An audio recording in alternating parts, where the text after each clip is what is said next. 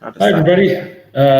Hopefully you can all hear me and this is running properly. If it is, could someone just write in the chat that we're coming through clearly? Okay, sweet. Thank you for that. So welcome, everybody. This is webinar 2 of my series of talking to the kind of agency owners and people involved in the agency world who've walked the walk and kind of do this for a living, and they've been successful in it. So my first one was with Nick Eubanks, and a lot of you know him and watched that webinar and was excited about that. And he actually brought up Adam Steele and Loganix. So that's why I wanted to talk to him. I've been following Adam for kind of a while now on Twitter.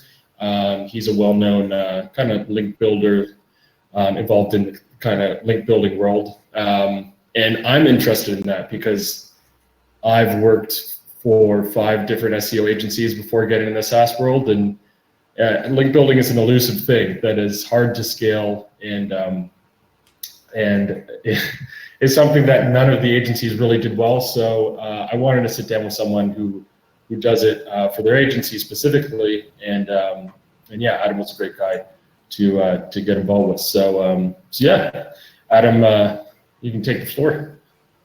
Cool. Thanks, Christian.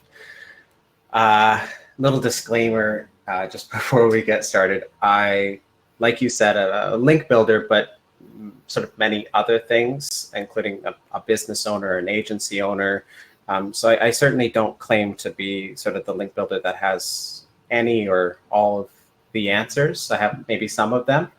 Another thing that I'll mention is, as we go through some of the slides, I'm speaking more from experience than individual cases. I find that when you take an individual case, or if I was to show you like an individual graph, it shows you this sort of blip in time, if you will, that is often, very often influenced by so many variables that it kind of doesn't make sense to be like, oh, do this because it worked in this one individual scenario. So when I talk about things, I'm sort of speaking to a collective of sort of more recent, but maybe less recent experiences as well. So just something to keep in mind. But beyond that, I'm nervous as hell. So please be gentle, and I will get started with my slides. Yeah, everyone be nice to Adam, okay? Yes, please, thank you. So yeah, just to sort of give you a little bit of a background on what... Are your slides up, or should they be up? Oh, wonderful. Yes, that's a good start. Let me share my screen first. All right, let's try this again. Screen, this one, share. How am I doing? Is it good? Yeah, if you want to make that full screen, then we're good to go. All right, cool. All right, so I began in 2010. I was at a affiliate marketing agency. Previous to that, I was in the sort of an accounting program at a college I was attending. That really wasn't my thing. I got an opportunity at an affiliate marketing agency called Never Blue in Victoria, British Columbia, Canada, which is where I'm sort of originally from, you could say. And they showed me all the things. I was in the compliance department, so I was mostly I was looking at inbound traffic from affiliates to our advertisers and sort of scrutinizing it. So email campaigns, like, were they sort of doing it by the book, or were they doing something a little bit shady? We were reviewing affiliates as they were being onboarded into the affiliate marketing network. So we would get them on the phone and speak to them and ask them a bunch of questions and all that kind of thing. So I got to see a bunch of different traffic channels, like social and email and SEO. And SEO was the one that really stuck out for me.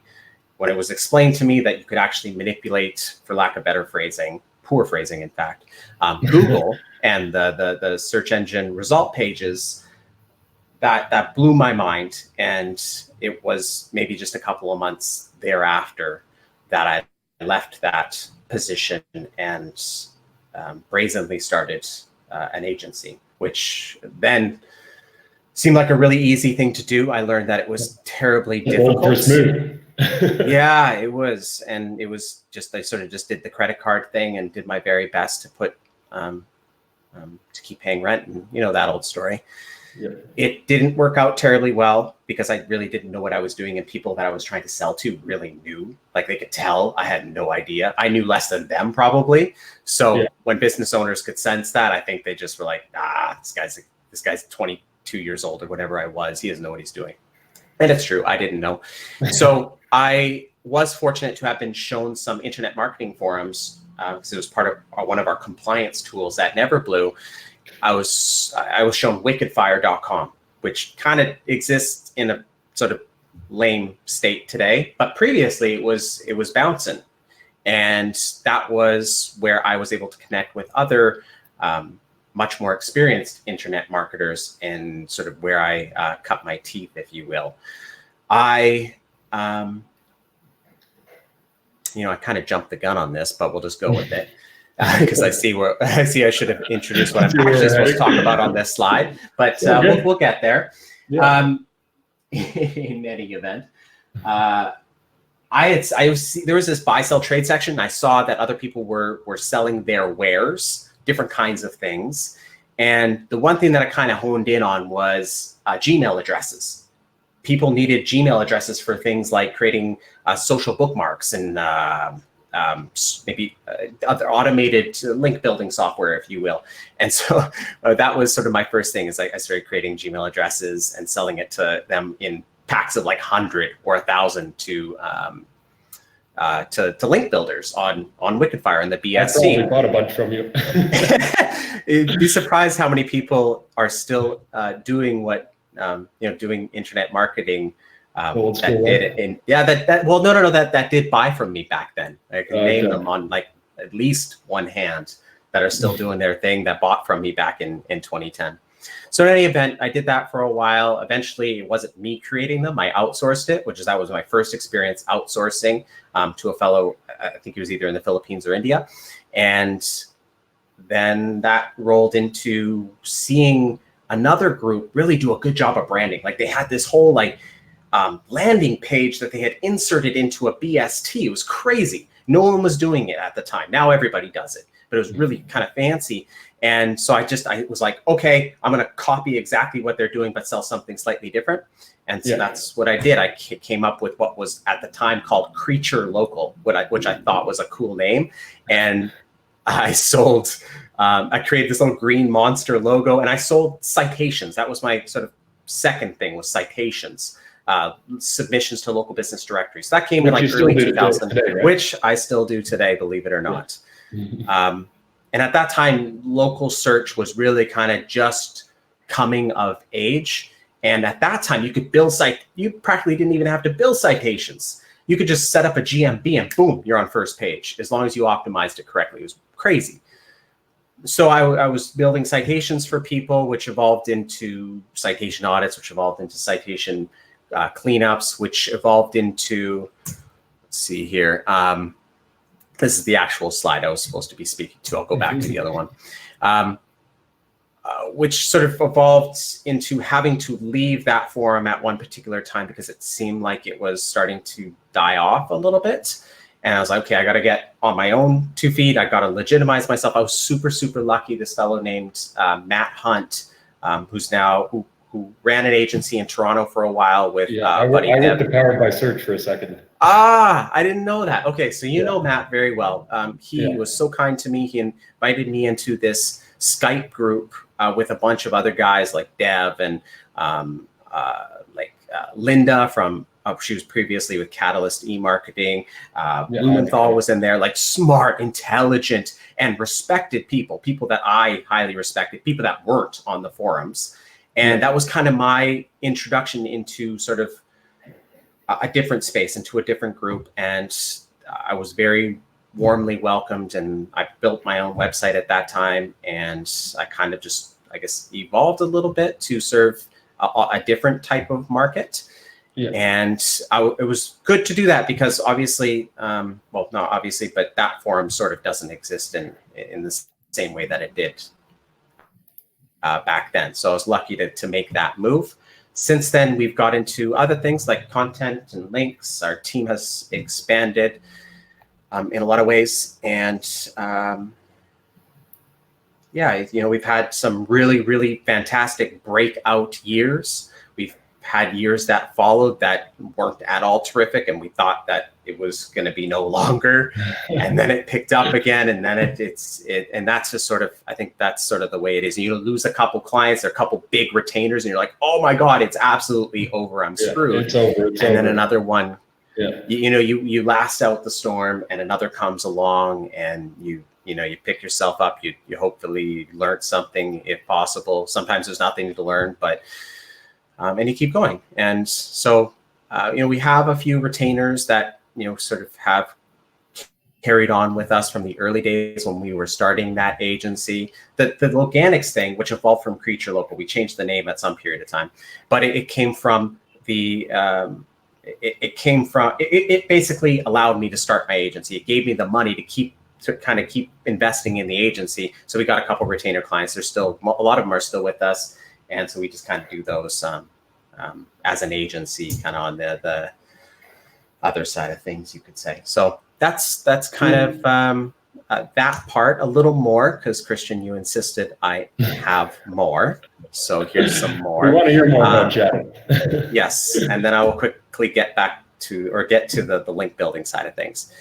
Team-wise, we're distributed, we're remote. I love it that way. I work from home. It's a wonderful setup, I think, although sometimes I have to admit there's a certain, I think, glamour to having an office and having people around you. It's not even glamour, it's a utility to being able to like tap somebody on the shoulder. And it's a wonderful thing that I miss from my days in an office. But at the same time, there's a lot less responsibility. I don't have to worry about paying the rent for the office and all that kind of stuff. And so it's kind of a weight lifted, I think. So our team, like I said, is distributed. It's we've got people in Canada, in the United States, in Mexico, in Africa, in the UK, and so on and so forth, Philippines, India, and so on and so forth. So we just kind of pick people up as we went along. And I think we're like something like 10, 12, 13, something like that, full-timers, and a bunch of part-timers on top of that. And then a bunch of people who just work kind of like by the unit. So like you would pay them per citation or things like that. So there's a lot of those people as well. Yeah.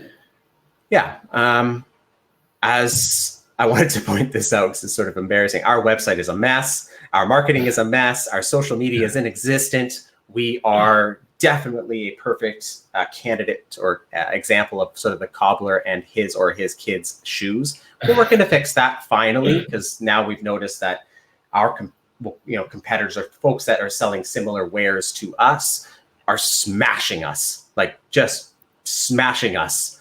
So it's time to dust off and kind of get serious about that. So I'm learning a lot about marketing and all that kind of stuff. So that's a lot of fun.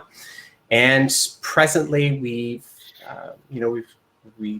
have a lot of customers. We have a lot of orders per month. I think I went and did a count before the session, and we do like 500-ish, up and down a little bit each month, but about 500-ish, a mix of links and citations and all that kind of stuff. We've built a hell of a lot of citations. 1 million is kind of a very conservative guesstimate. I think that was sort of the last we counted. It was somewhere around 1 million, and now I don't know.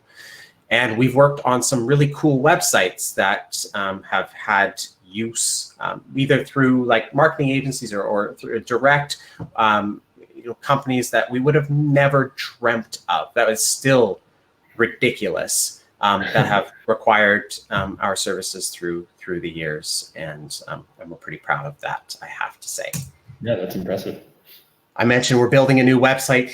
It's artsy. It's wonderful. I can't wait to launch it. Hopefully, it's functional too. We'll see. Like I said, we're kind of doing our own marketing for the first time, really ever. Like sort of doing our own SEO, doing our own link building, all that kind of stuff. So I'm really excited about actually eating our own dog food, if you will.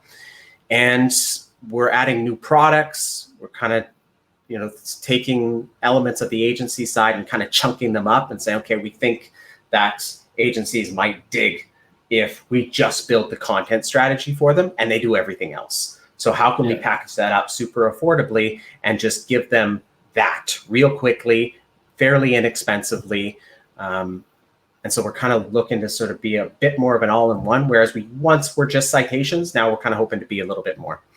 And what would be wonderful, sort of my goal that I keep at the back of my head as I work each day, is I would like to grab everybody from their respective countries and cities and have everybody from our team meet in Hawaii for a retreat one day this year or early next year, if at all possible. So probably early next year is more likely, but yeah, that's kind of the plan.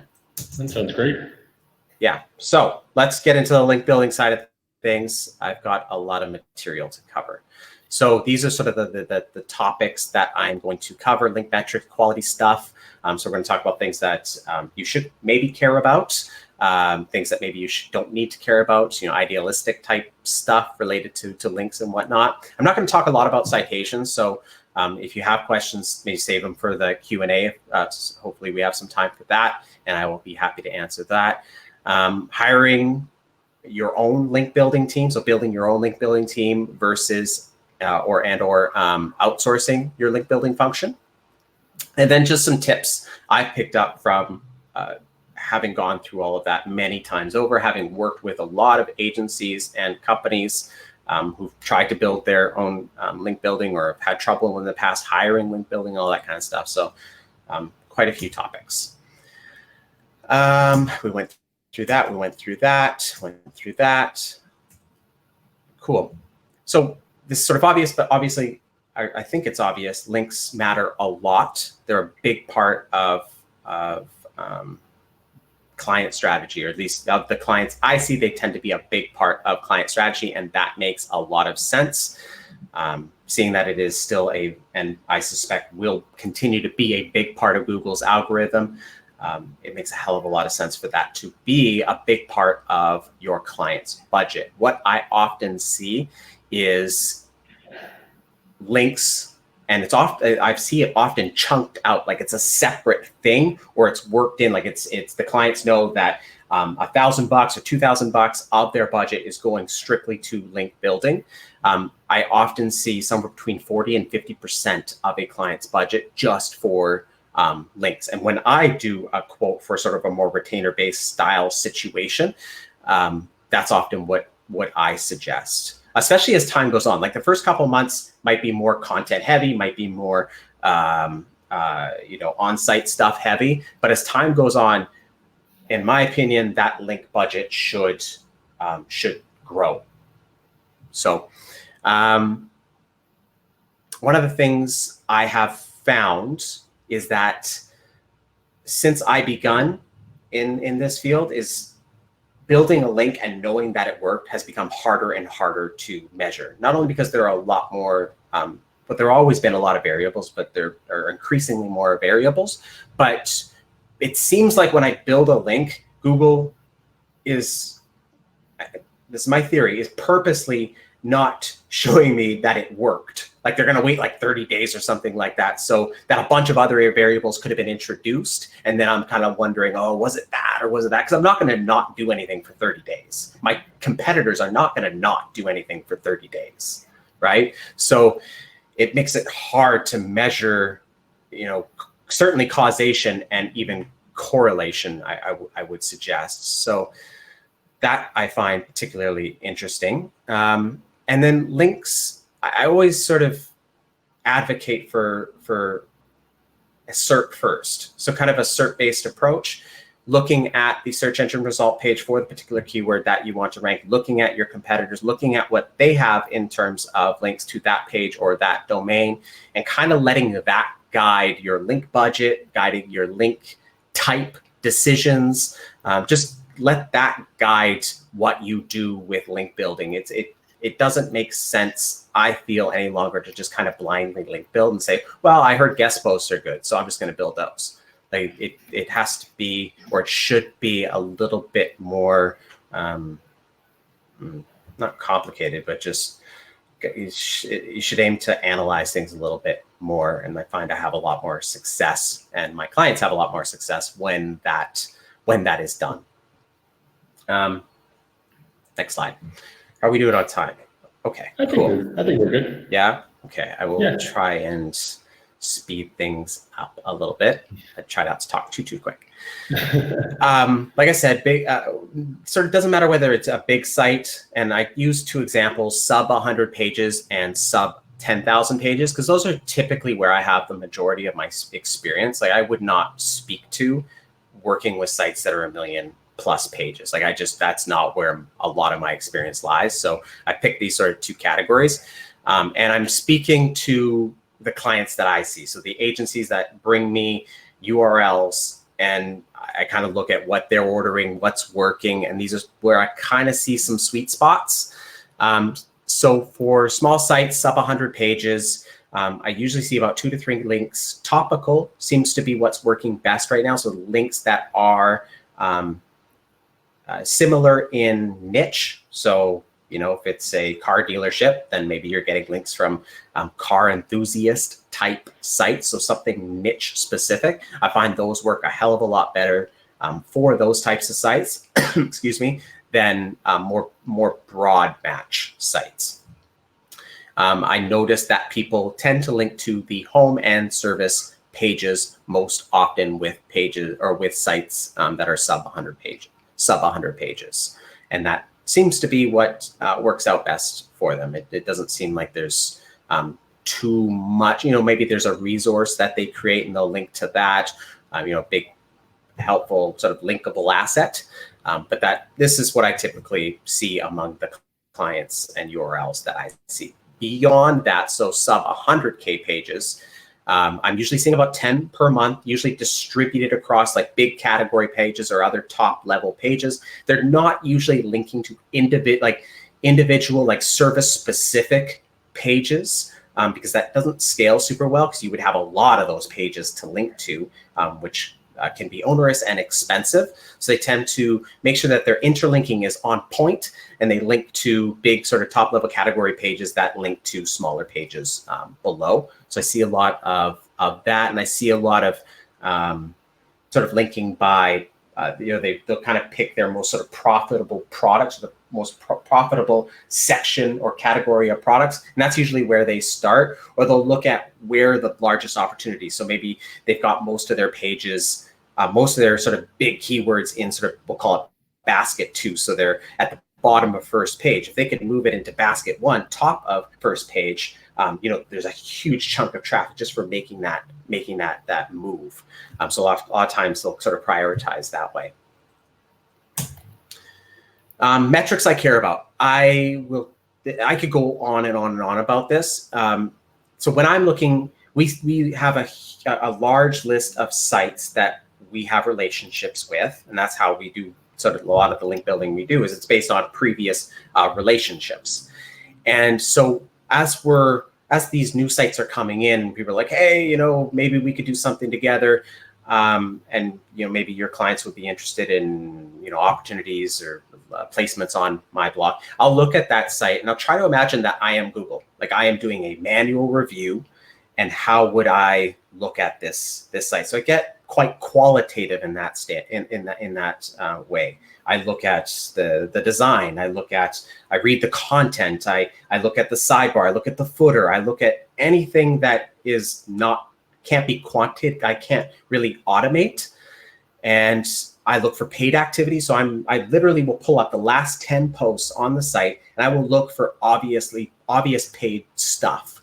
So links that are your super keyword optimized, or just things that are super, super obvious, because I think that's a footprint. And I think if that's abused, like we can't be too idealistic. You know what I mean? Or like a page on their site that's listing we sell links for $200. Totally. Yeah. Or something like that. Yeah.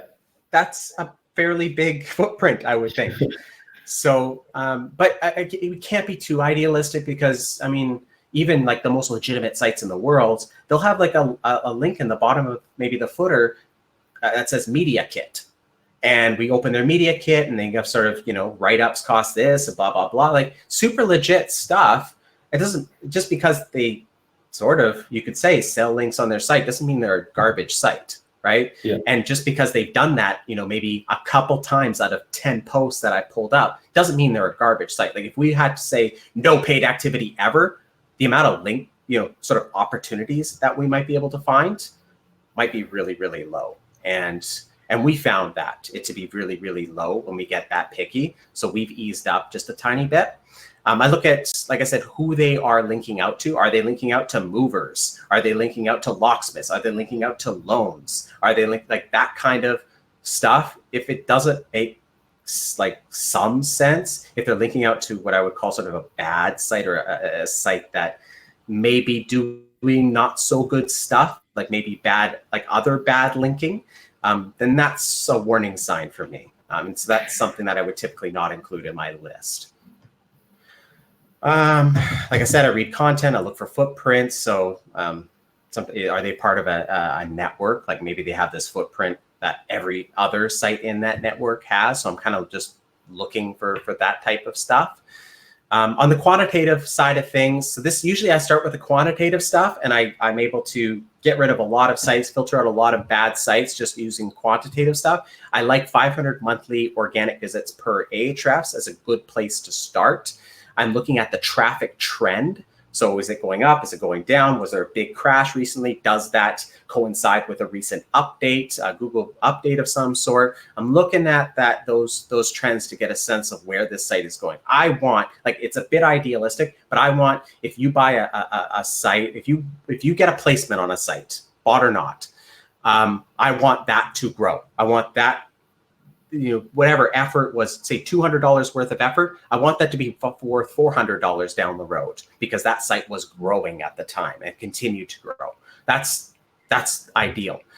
Greater than DR20. I like DR. It's an Ahrefs metric because it's quite simple. DA is complicated. I don't know what's going on in DA. It's too many things. It's too many things.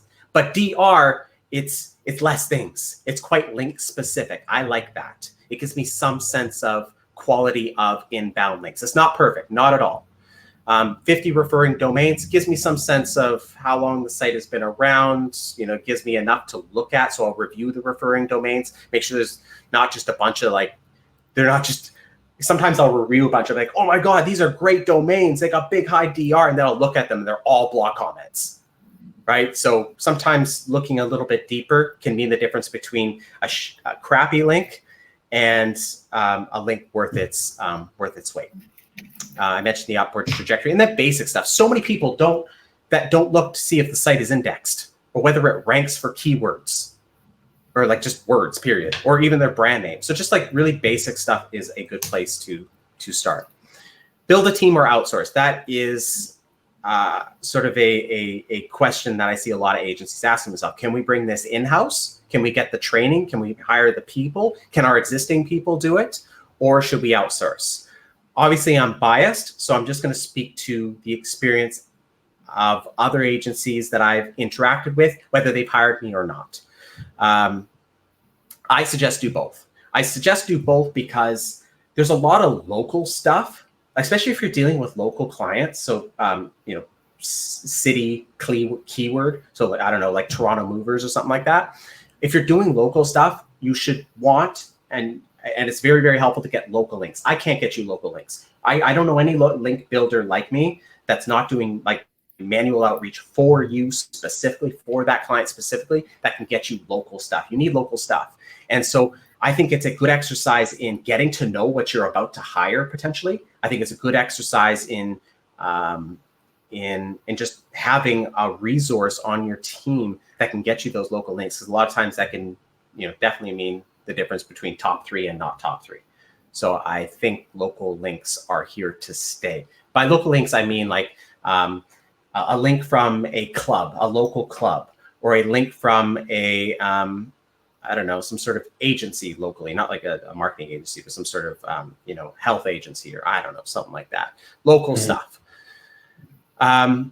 One of the reasons it's so hard to hire a link builder is a link builder tends to need to be good at a lot of things. They need to be good at, half good at mailing. They need to be half good at writing copy that's, actually going to catch somebody's eye. Because we're all inundated with these requests for links and things, right? So they gotta have the ability to speak human, right? And some people can't speak that way. I don't really speak very well that way, so I don't write our copy. But they've got to do that. They've got to be able to use tools like Pitchbox or what's that? The Ninja Outreach is one that we really like. Just a lot of, especially as you get more advanced and you're talking about scrapers, you're talking about Ahrefs, you're talking about knowing what a good link is, what a bad link is. And they're going to probably have to lead a team, like get people to move. And that's the toughest thing of all. So yeah. it's a tough position to hire. It takes a lot of social engineering as well. It's totally. I find it the hardest part of SEO. I mean, the rest of it is relatively simple when it's not enterprise stuff. But yeah, when you want to have to build the right links, it can be very, very hard sometimes. Yeah, and to do so, like to do it on one domain, like if you're just do it for your domain, your agency domain, that's one thing. But to be able to do it across 10 clients and get them regular links every single month for as long as you have them, that becomes hard.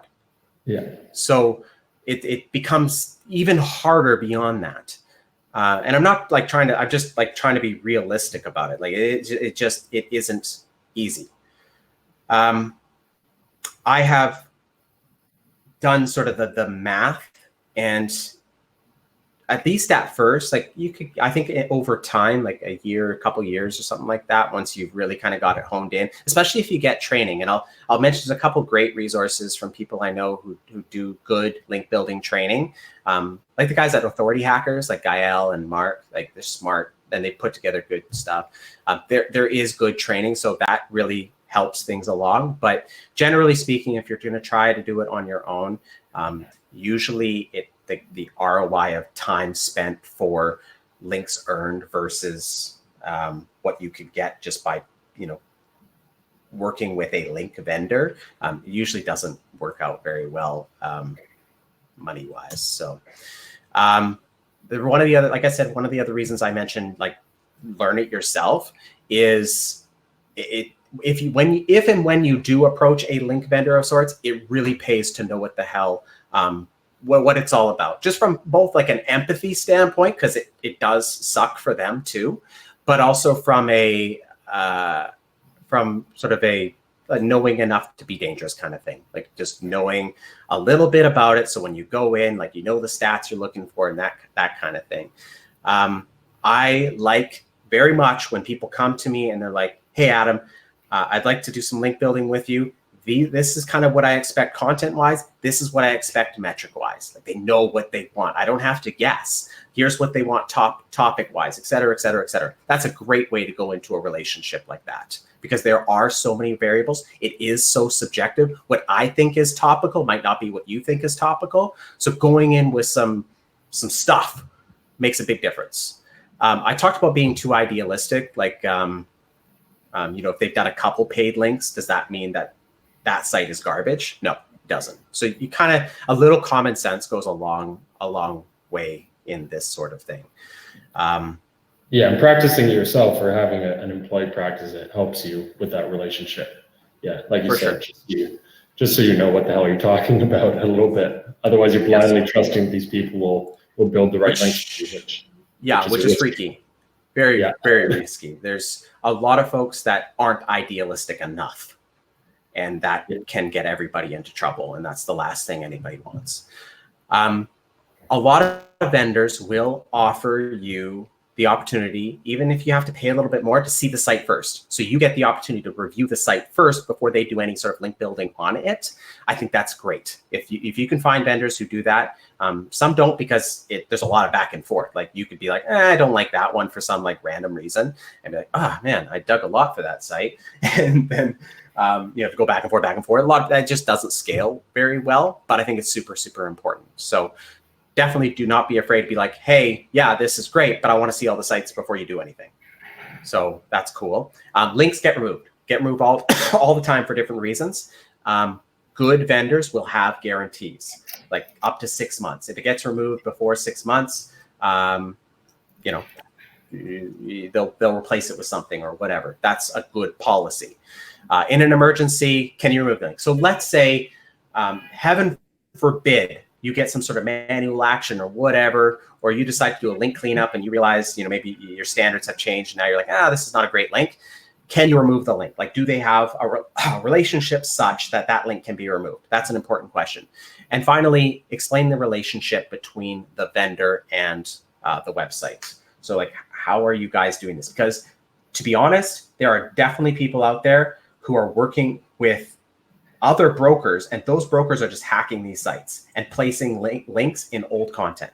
And while that may work and that's cool, you know, especially if you have more established clients who have a brand and a reputation to protect, that shit is poisonous. Yeah. You don't want that. Sorry to swear, but it's bad. So, yeah, that's something it's good to understand how the vendor is making that happen. Link building ROI, I will skim over this because I put a good resource in this slide. There was a post that was recently done, and they did a pretty good job of summarizing. The folks that contributed to it did a pretty good job of summarizing it. But basically, I think it's pretty damn hard to measure, like, okay, we bought this link for this, and it returned exactly this much money to us through those clicks, blah, blah, blah. I think that's pretty hard and pretty sketchy. So I probably wouldn't rely on that. What I like is these links cost me X amount to kind of produce. So I paid 10 hours worth of somebody with $5 an hour, whatever, versus what a comparable link, so metrics, whatever we're going to use to compare, from a vendor would have otherwise cost me. I use that as a pretty good metric because we know that most vendors are, marking them up and whatever. So kind of get a sense of, what it actually costs them to produce and what it costs you to produce. So that's kind of how I usually look at it, for lack of really a better way to do it. So a few things that I've learned, like building, things that I've gotten in trouble for or wasted money on, that kind of thing. Links get removed. I mentioned that before. So there's a lot of ways to keep track of them. I know my team at one point, and don't quote me, I don't know if we're still doing it, but at one time we were tracking them in agency analytics. But we also track them in just a plain old Google sheet. And then we keep an eye on them in Ahrefs, in sort of the new links, lost links section. And on a monthly basis, we check, did we lose anything? What did we lose? Did we buy those? Who did we buy them from, etc.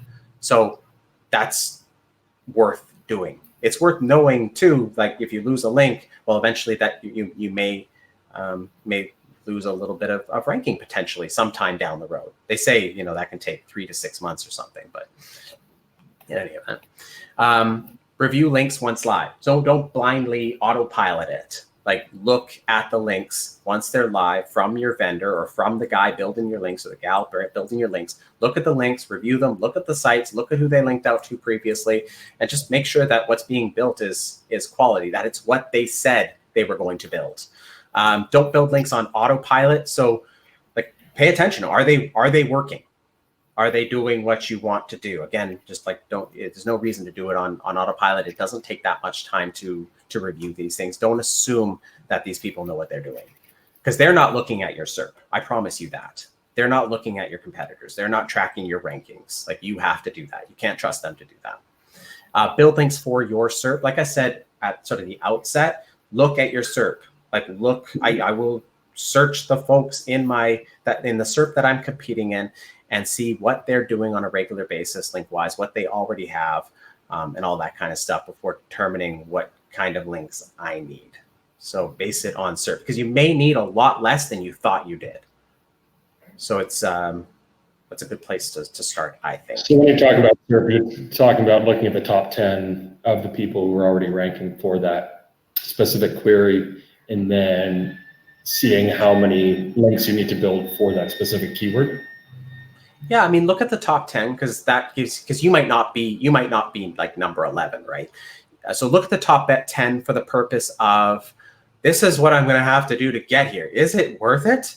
Like, it's going to cost me a lot of money and a lot of time to be on this page. Is this the best place to spend my money?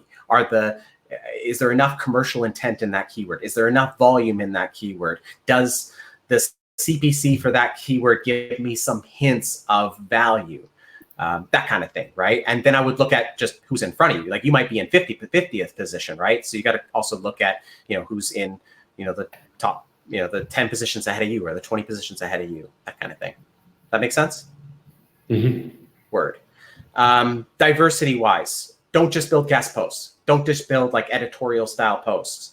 Don't just build like comments. And yet I see so many people doing it. Like you need diversity in your link profile. You want your link profile to look like what it would if nobody was doing anything, or like if nobody was buying anything, or nobody was hiring link builders or whatever. Like it should look varied in every way imaginable, from anchors to types of links to sources of links to type of TL or the TLDs to all kinds of stuff. Like it's gotta look natural if at all possible, and that is possible. It totally is.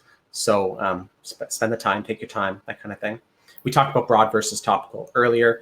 I like topical links for very topical. And do you assess like no follow versus follow links and check that in the SERP too, and try and match that, or is that not something you really look at? Super good question. I don't spend a lot of time on it. Not that you shouldn't. I think it makes sense to have a sort of a mix of both do follow and no follow, because that's generally what you would have in the wild. You wouldn't just have do follow links. Like that doesn't make sense. That wouldn't happen. I like to get no follow links from local business directories if you are a local business, because they're free more or less. So those are good sort of big no follow links. And where possible, where it makes sense, I don't shy away from, if somebody offers me a no follow link and it's super, the effort required is not too bad. Like I'm not going to shy away from that. I believe, and I have no data to back it up at all, but I believe that no follows still have some SEO value. I don't think it has the same type of SEO value. I don't think you're going to get a no follow and then all of a sudden you're going to see your rankings jump. I don't think it's like that. I think it's a more cumulative effect. It's a more over time type of thing. Sort of bigger picture type of thing. So I don't think a lot about that, but I don't not think about that, if that makes sense. Yeah, it does make sense, funnily enough. It's not exact science, but it is something to consider. None of this is, not at all.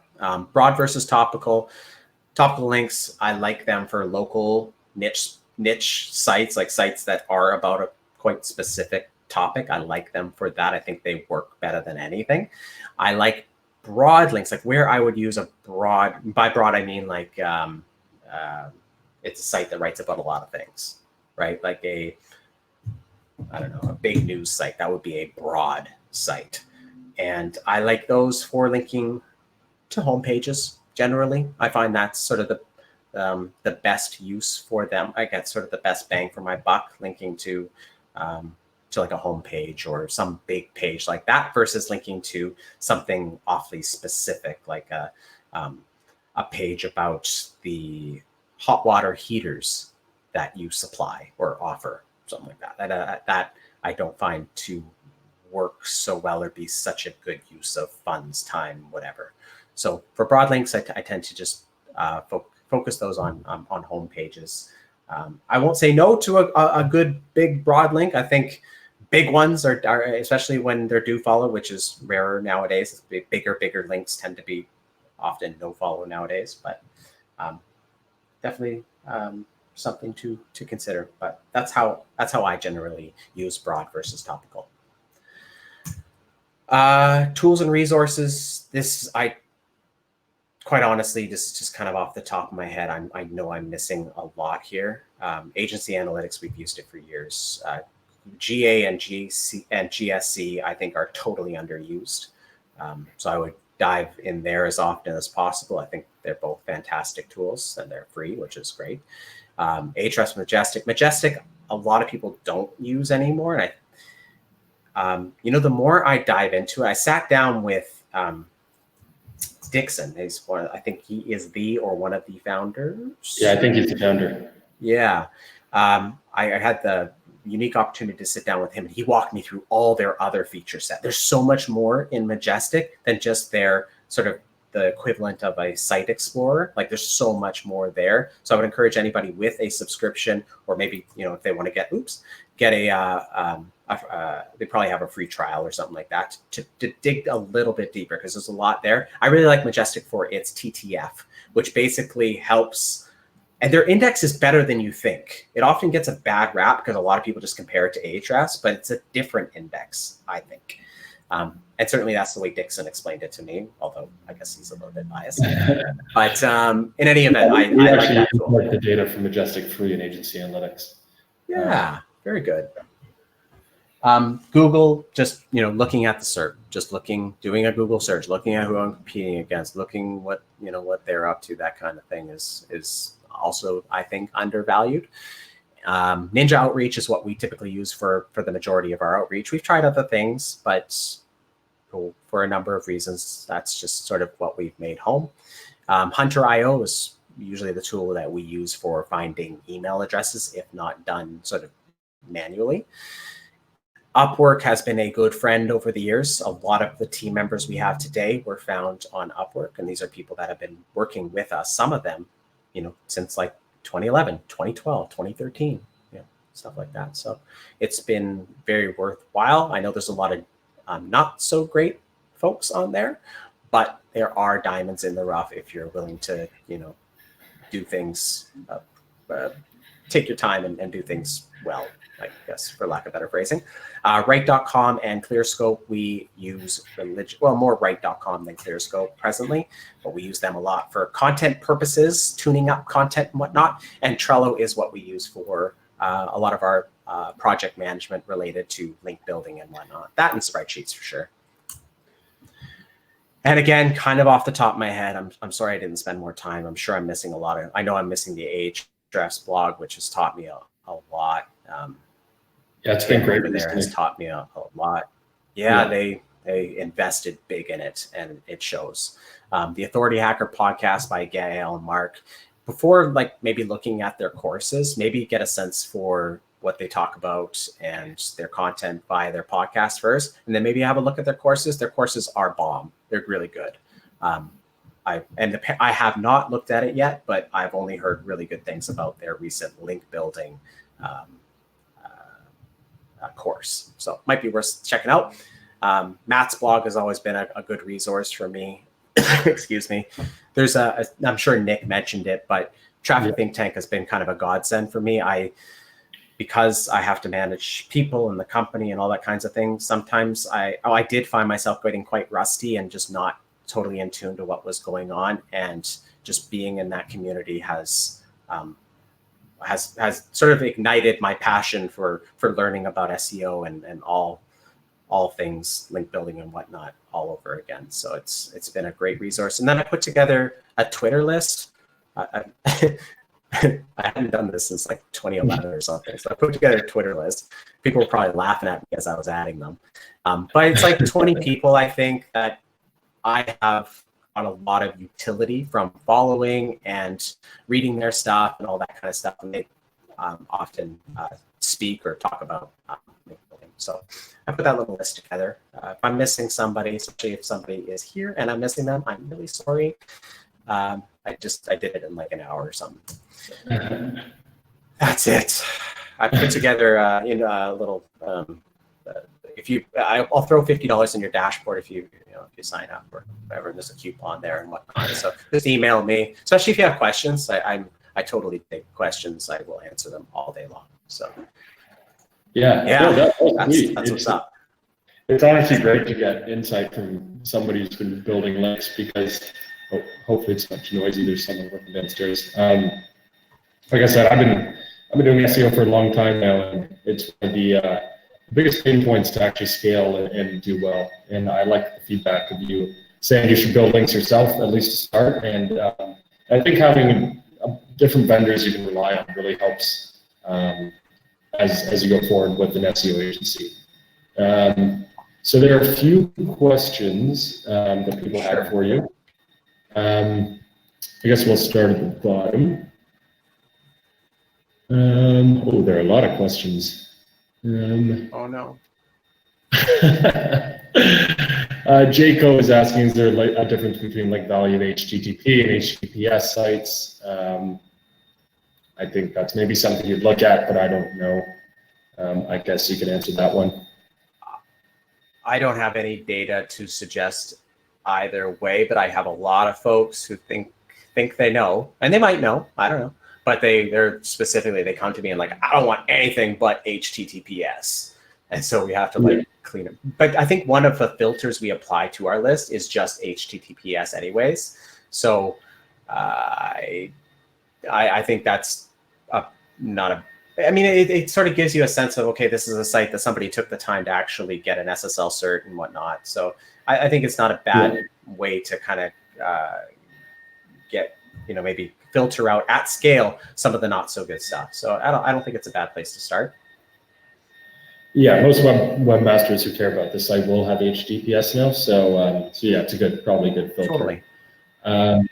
Jennifer is asking a pretty broad question, but when you say you think 40 to 50% of a client's marketing budget should be spent on link building, where are you putting that money?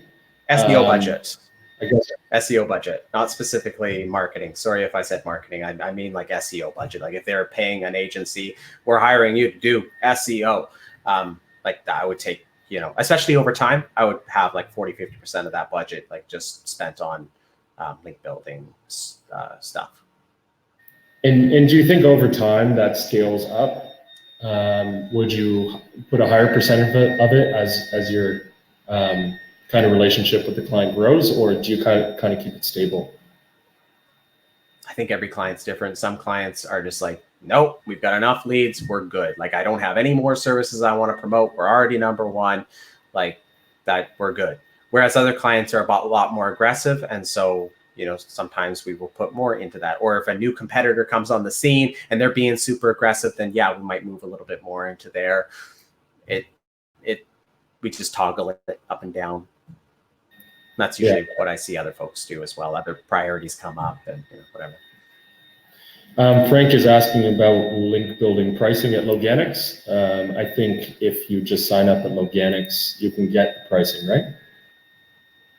Yeah, we're silly, and we didn't put it on the landing pages. I should have. I don't know when I took it off for some stupid reason. Somebody said something in Twitter the other day. They're like, Tesla puts pricing on there, and it's like 56 million to put something up into space. Like, why can't you put pricing on? And I kind of agree with that. I think we should have it. So yeah, just sign up for the dashboard. It's all over the place. It'd be hard to kind of speak to it because there's all kinds of different this or that's. Dashboard's free. It's just a quick sign up. No, nothing like that. Yeah. Josh is asking for local SEO. He's basically asking about the impact of link building on a business's GMB ranking in the maps. This is super important. Yeah, it's critical. Like it some people say build links to the GMB. So if that's the question, don't do that. I've tested that, not super recently, but I don't think there's any real value to doing that. But your organic ranking has everything to do with your Google My Business ranking. So if you're not, and this is a bit of a broad stroke, but if you're not top 3 among your competitors in organic search, I would not immediately expect to be top 3 in GMB. There totally are exceptions. People are going to be like, but what about this? What about that? But typically speaking, that's what I find. That's what I advise. And if I see that a client isn't there, organically, and they aren't there in GMB yet, we've done the citations, we've done the reviews, we've done optimized it perfectly, schema, blah, blah, blah. Then I defer to organic search, and I get working on their organic search ranking. So super important. And it's become, I've seen year after year, more important, more a part of the sort of overall local algorithm, if you will. Yeah. Now Adam is asking how can he effectively manage the outsourcing and backlinking for a high volume of clients? I think you kind of covered that by saying you should learn link building yourself first, so you kind of understand a little bit about what you're asking of your link building partners. So I think just taking from what you said, that's a good start. And being involved in SEO, I know just having a base level knowledge of everything that's going on with link building, that's important. Yeah, if you're sort of hell bent on doing it, get some training. Like it's a bit of a steep learning curve, I find, but it's awesome once you get there. So find some good training. It exists, and maybe start from there, and maybe start with one site and get good at that, and add another one. Maybe add a couple other people, prospectors, whatever. Yeah, that's what I would do. Yeah, and having partners like Loganix as you go can also help you fill some gaps and outsource that too. And Ralu's asking just a broad question about what kind of sites you would scrape when doing link building for a lawyer. I mean, I'm sure you've done some lawyer link building in your time. Yeah, that's quite broad, so I don't know if you even want to handle that, but that's up to you. Yeah, when it comes to lawyer link building, because lawyers tend to be so active, they tend to either have somebody in-house doing their marketing, or they tend to hire. Like I find a disproportionate amount of lawyers are working with SEOs or have worked with SEOs for whatever reason. Maybe just because there's a lot of money there, and so that makes sense. But because of their activity in SEO, it's not so hard to grab a bunch of them, throw them into something like Ahrefs or some sort of backlink checker, and see what they've been getting for the last year. Like, what are their new links? Because if they link if this site linked to this lawyer, like getting links to lawyers is hard. No one wants to link to a lawyer. Like it's hard. People deny us all the time because they are lawyers. It's like building links for cannabis for some reason. It's just hard. So if somebody was willing to do it, then chances are they might be willing to link to something better, or link to another lawyer for some reason. So I think just a simple tool like Ahrefs or whatever might go a long way in that respect. And I see lawyers going local a lot, and I think that's really smart. Sponsoring T-ball teams, sponsoring whatever they can. They tend to have a little bit more disposable income to throw around like that. So use it, because you can help out your community, which is awesome, and you can usually get a link for it. So look to these little websites. Look if they have resource pages or they have sponsorship pages. If they've linked to other people in the past, that usually gives you some pretty good sense. And don't be afraid to pick up the phone. A lot of these people are not webmasters. They just have a website on Wix or something. Like, they're not webmasters. So pick up the phone, hit them up on social. You can find anybody, and be human, because that is usually how you get those links without having to, pay a lot for them or anything like that. Yeah, that makes a lot of sense. Yeah. Brennan is asking, at what point do you feel you're creating too large of a footprint with links? More specifically, if you skew too far to high authority links, what risk does that pose? Kind of where do you draw the line, or is that line always moving for you? I kind of look at it the same way I look at doing a review generation for a GMB page. If I'm a personal injury attorney and I have 100 reviews, does that make sense? Probably not. If my competitors have 2 reviews and I have 300, does that make a lot of sense? So I kind of take that and I apply that to link building, as I look at what exists in my specific SERP or market, and I kind of use that as a guide for how aggressive I should be. I definitely think there's such a thing as being too aggressive. I rarely see it, because to be aggressive usually takes lots of capital. But yeah, there's such a thing. There's you can get a lot accomplished by going slow and being picky about where you get your placements, where possible, that kind of thing. Yeah. Yeah. Brennan also asked, do you use URL rating at all in Ahrefs, or just DR? I understand UR less good, less well than I understand DR, domain rating. So I do use it less. I do pay attention when I see like DR and UR, the two of them totally out of whack, like one's 10 and one's 80. Then I think to myself, okay, that's weird. And so I'll go look at the referring domains and see where they're coming from, see what types of links they are. So sometimes I can use that as a bit of a radar, if you will, but I don't claim to really have a really deep understanding of UR, and thus I don't use it super much. Yeah. Okay. Charlie's asking what would you say is a balanced backlink profile? What % should be directories, partner links, guest posts? And you kind of covered that by saying it changes depending on the SERP and your circumstances. But yeah, I think just what you would imagine. I think most people know what natural would kind of look like. Like, I think anywhere in that sphere is okay. I think when you're too aggressive, it's almost always obvious. So usually I sort of imagine I'm Google and I'm looking at this website and I'm trying to poke holes in it. And I find that to be sort of a helpful deterrent from doing stupid things. Andrew is asking if next season is going to be the Canucks season to win the Cup. And of course. I'm going to say it's going to be the Leafs. So we're not going to agree on this one. Rumenego, sorry, I probably butchered that. He's asking about SEM Rush versus Ahrefs for link building. After using both of the tools, I like Ahrefs a lot better for link building purposes. SEM Rush has a lot of utility and value, especially for PPC. I think SEM Rush is a better tool, but you can also, what's your take on that? I would answer it the same way you did. Okay, sweet. Tim Jacobs is just asking about Yext. What's your take on Yext? What do you think of them? I think it has utility, especially when you're talking about a client who's got a lot of locations. I don't know what the cutoff for that is. I prefer manual link building or manual citation submissions because I feel like I have a greater control of everything.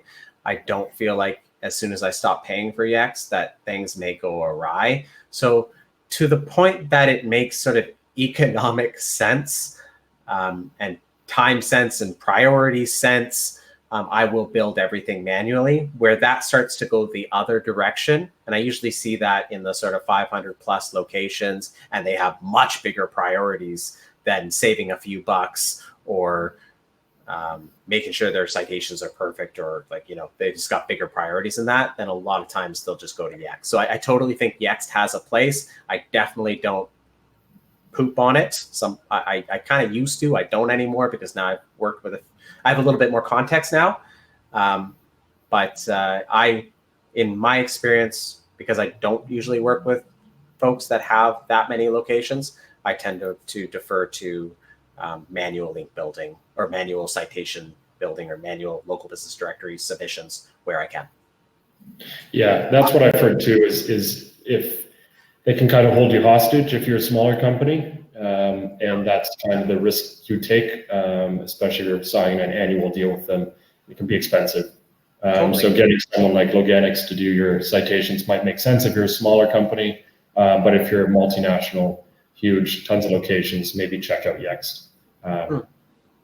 Ricardo's just asking if you do build links in other languages. Do you Spanish links?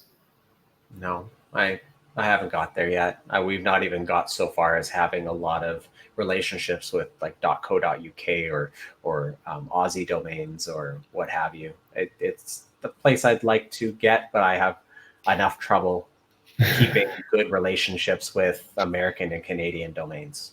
Yeah, that makes sense. And Deepak's just asking a general SEO question.